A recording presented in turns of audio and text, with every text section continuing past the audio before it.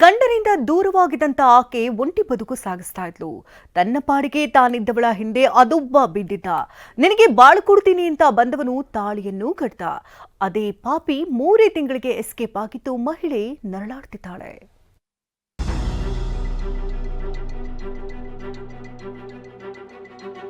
ಗಂಡನಿಂದ ದೂರ ಆದವಳಿಗೆ ಬಾಳು ಕೊಟ್ಟಿದ್ದ. ಮದುವೆಯಾಗಿ 3 ತಿಂಗಳಿಗೆ ಕೈಕೊಟ್ಟ. ಕೈ ಹಿಡಿದವನು ಜೊತೆಗಿರಲಿಲ್ಲ. ಸಹಾಯ ಮಾಡ್ತೀನಿ ಅಂತ ಬಂದವನು ಜೊತೆಗೆ ಬದುಕಲಿಲ್ಲ. ಇಬ್ಬರ ಆಟಕ್ಕೆ ಈ ಮಹಿಳೆ ಈಗ ನರಳಾಡ್ತಿದ್ದಾಳೆ. ಶಿವಮೊಗ್ಗದ ಟ್ಯಾಂಕ್ ಮೊಹಲ್ಲಾ ಬಡಾವಣೆ ನಿವಾಸಿ ಅಮೀನಾ ಬಾನು ಭದ್ರಾವತಿಯ ಫೈರೋಜ್ ಖಾನ್ ಜೊತೆ ಮದುವೆ ಆಗಿದ್ಲು. ದಂಪತಿಗೆ ಒಂದು ಮಗು ಕೂಡ ಆಗಿತ್ತು. ಹೀಗೆ ಸಂಸಾರ ಸಾಗುತ್ತಿರುವಾಗಲೇ ಫೈರೋಜ್ ಡಿವೋರ್ಸ್ ನೀಡಿ ದೂರ ಆಗಿದ್ದ. ಮಗುವನ್ನ ಸಾಕಲು ಆಗದೆ ಸಂಕಷ್ಟದಲ್ಲಿದ್ದ ಬಾನು ನೆರವಿಗಾಗಿ ಮಸೀದಿಯ ಮೊರೆ ಹೋಗಿದ್ಲು. ಆಗ ಸಿಕ್ಕವನೇ ಈ ದುರುಳ ಇಮ್ತಿಯಾಜ್. ನಾನು ಸಹಾಯ ಮಾಡ್ತೀನಿ, ಮದುವೆ ಆಗ್ತೀನಿ ಅಂತ ಹೇಳಿದ ಇಮ್ತಿಯಾಜ್ ಅಮೀನಾ ಬಾನು ಜೊತೆ ಮದುವೆ ಆಗಿದ್ದ. ಸಾಗರದಲ್ಲಿ ಅಡಕೆ ವ್ಯಾಪಾರ ಮಾಡ್ತಿದ್ದ ಇಮ್ತಿಯಾಜ್ ಈಗಾಗಲೇ ಒಂದು ಮದುವೆ ಆಗಿದ್ದು ಅದನ್ನ ಮುಚ್ಚಿಟ್ಟು ಬಾನು ಜೊತೆ 2ನೇ ಮದುವೆಯಾಗಿದ್ದ. ಕರಾರು ಪತ್ರದಲ್ಲೇ ನೋಟರಿ ಮಾಡಿಸಿದ ಭೂಪ ಇದೇ ಸಬ್ ರಿಜಿಸ್ಟರ್ ಸರ್ಟಿಫಿಕೇಟ್ ಅಂತ ಪತ್ನಿಗೆ ನಂಬಿಸಿದ್ದ.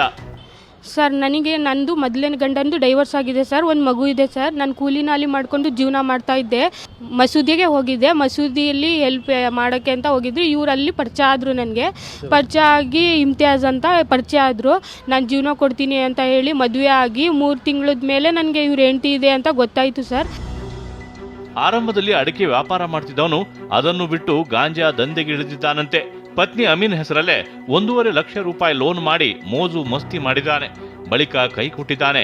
ವಿಚಾರ ಗೊತ್ತಾಗಿ ದೊಡ್ಡವರು ರಾಜಿ ಪಂಚಾಯಿತಿ ಮಾಡಿದ್ರು. ಆಗ ಇಬ್ಬರ ಜೊತೆ ಇರ್ತೀನಿ ಅಂತ ಹೇಳಿದ್ದಂತೆ.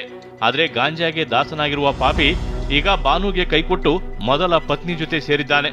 ಅಷ್ಟೇ ಅಲ್ಲ, ಮಗು ಹೆಸರಲ್ಲಿದ್ದ ಠೇವಣಿ ಹಣ, ಒಂದಿಷ್ಟು ಒಡವೆ ಎಗರಿಸಿದ್ದಾನೆ. ಬಾನು ಬದುಕು ಬಾಣಲೆಯಿಂದ ಬೆಂಕಿಗೆ ಬಿದ್ದಂತಾಗಿದ್ದು ವಿಷ ಸೇವಿಸಿ ಆತ್ಮಹತ್ಯೆಗೆ ಯತ್ನಿಸಿದ್ಲು. ಕೂಡಲೇ ಆಸ್ಪತ್ರೆಗೆ ಸೇರಿಸಿದ್ರಿಂದ ಬದುಕುಳಿದಿದ್ದಾಳೆ. ಇನ್ನು ಮೋಸದ ಸಂಬಂಧ ಇಮ್ತಿಯಾಜ್ ವಿರುದ್ಧ ಕೋಟೆ ಪೊಲೀಸ್ ಠಾಣೆಯಲ್ಲಿ ಕೇಸ್ ದಾಖಲಾಗಿದೆ.